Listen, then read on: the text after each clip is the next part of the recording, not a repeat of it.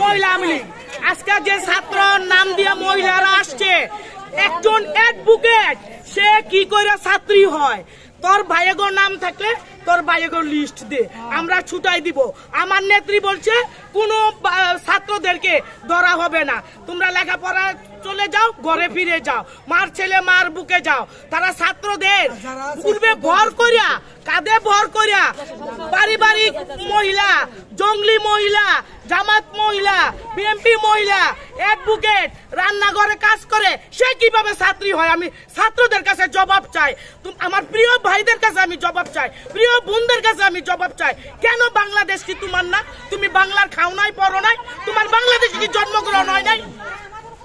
জয় বাংলা, জয় বঙ্গবন্ধু। শেখ হাসিনার ভয় নাই, রাজপথ ছাড়ি নাই, আছি, ছিলাম, থাকবো ইনশাআল্লাহ। জয় বাংলা।